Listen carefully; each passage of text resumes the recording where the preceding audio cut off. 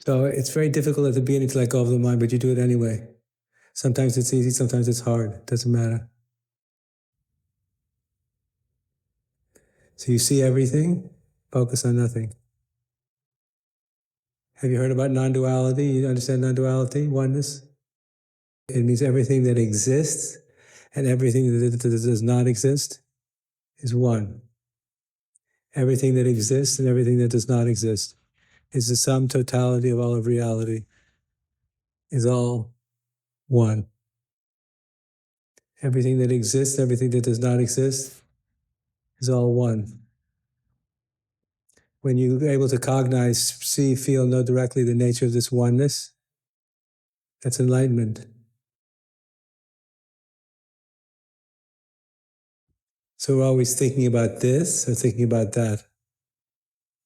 Lost here or lost there.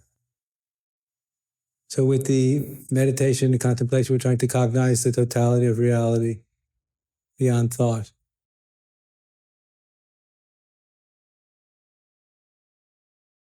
So all you have to do is resist the temptation to identify with any thought without any self-judgment. So one thing will help you is that whether thoughts appear, whether they disappear, it doesn't matter. If you have no relationship with the content of consciousness, which is thought, you're free.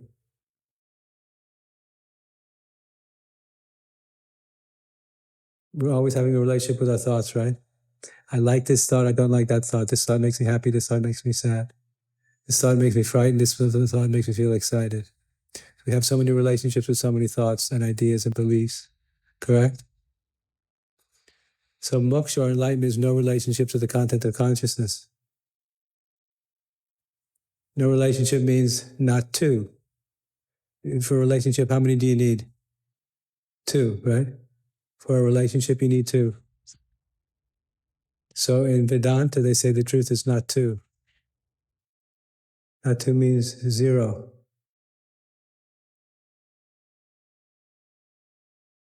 So if you learn how to focus on the space between the thoughts, you begin to feel the zero dimension. The zero dimension is the feeling of being, vibration of being, the vibration of infinite space. And it feels very good.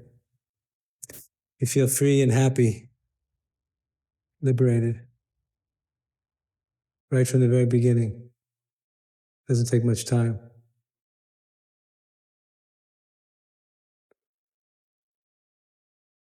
So the secret in the enlightenment path is to let go of the mind.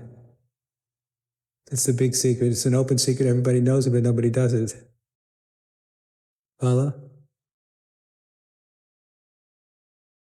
If you want to become an expert, you have to learn how to sit still for a long time. Be very still and focus on the space between your thoughts. And don't listen to your mind. You're doing well, you're doing badly. This is right, this is wrong. This is good, this is bad. Don't listen to it. It's all garbage. It's not about what your mind thinks, what your opinions of your ego don't make any difference. Don't listen to what your mind is saying. Just focus on the space. Disregard the mind chatter.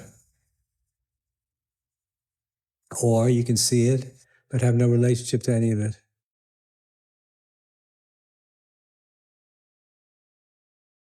And you'll start to feel good.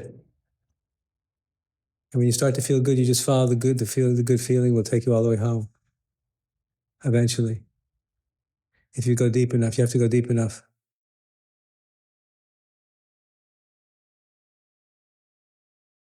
So the state of meditation, you're just simply paying attention and letting go. That's all you have to do. Pay attention, which means you're paying attention. You're not wandering away. You're fully here, you're paying full attention and letting go of everything. Holding on to nothing.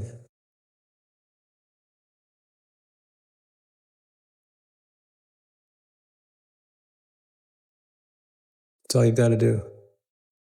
You have to become very good at it.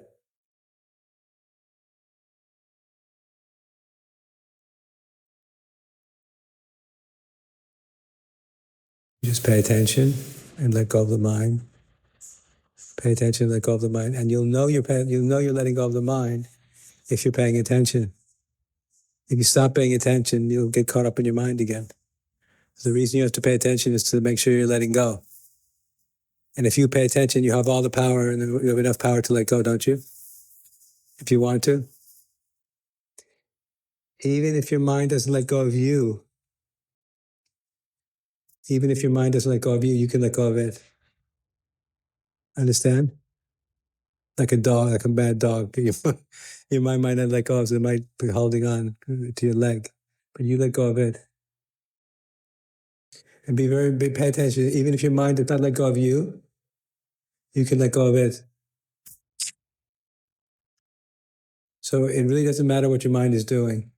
It only matters what you're doing. Whoever you are, it matters what you're doing. So if you assume the position of no relationship, no matter what seems to be happening, you'll be free. Whether your mind appears or disappears, it doesn't matter. If you're free, whether your mind appears or disappears, it's the same to you.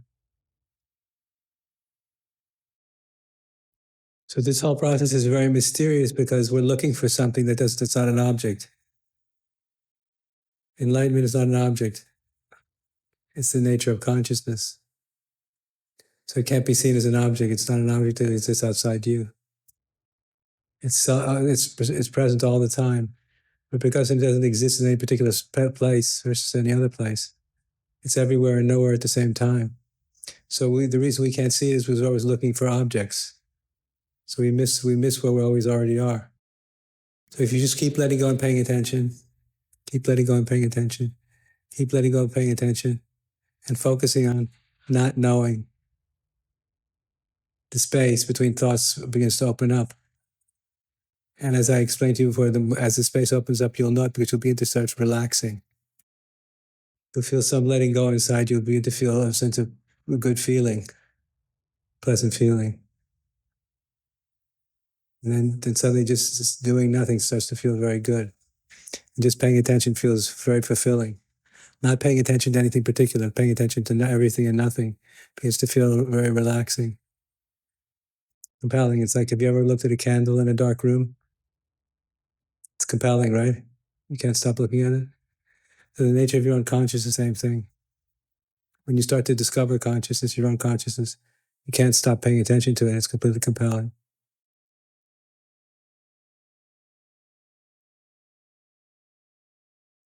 That's more interesting than watching your breath, right?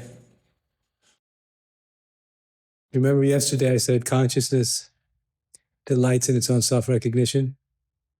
Remember? So your consciousness and my consciousness delights when you recognize the nature of your own consciousness, when you recognize the nature of your own consciousness, and I recognize the nature of my own consciousness. Consciousness itself delights in its own self-recognition. I'm being seen. Thank you. I'm being seen. Thank you so much. Now you can see me. I've been here all the time, but you didn't see me. Where have you been? Focusing on objects. I've been here all the time, and you didn't see me. But you're focused on the mind objects. So when you stop looking at the mind objects, sooner or later, the self-evident nature of consciousness will reveal itself to you. And you'll start to feel so happy. Because then you don't have you're having nothing, knowing nothing, and being no one. It begins to feel very attractive. I don't need anything, I don't need anyone. I'm already completely full of joy. That's what consciousness feels like. It feels good.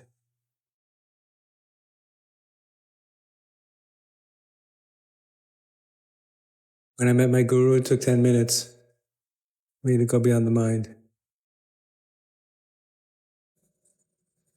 It doesn't take much time. So if you want the thoughts to go away, you're going to suffer.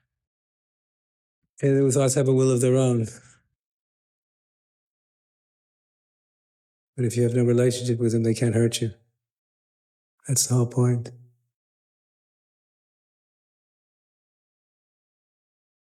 Remember, the meditation is training for life.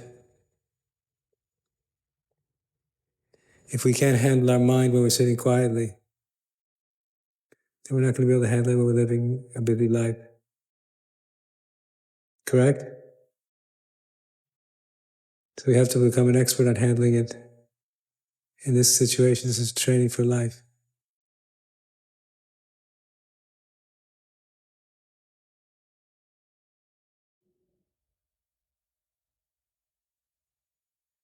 Everything depends on your relationship to your mind.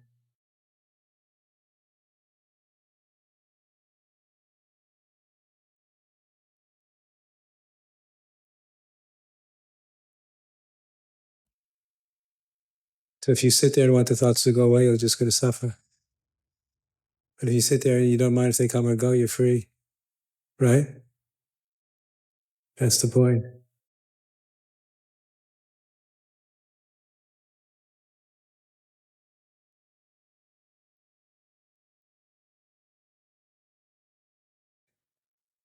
So the foundation of the enlightenment position is being one with the way things are, reality as it is. That's the starting point. You have to feel okay with how things are right now. Completely okay.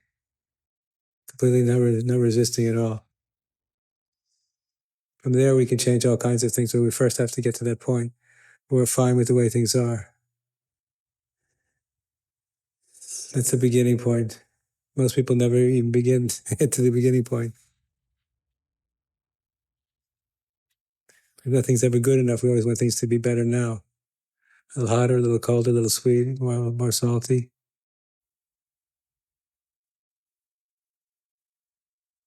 The no relationship position enables you to practice acceptance of the way things actually are now in all its imperfection.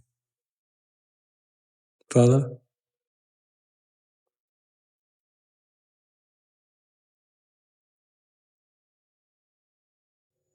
Ego wants things always to be different. This isn't good enough. That's why we're never happy. So if you want to be ecstatically happy, you have to start with acceptance. Being okay with how things are. And if when you begin to wake up a little bit, you start to get coming to an understanding of karma. And you start to see that things couldn't be any different than they are. Because of karma. When we stop resisting that truth, things begin to change.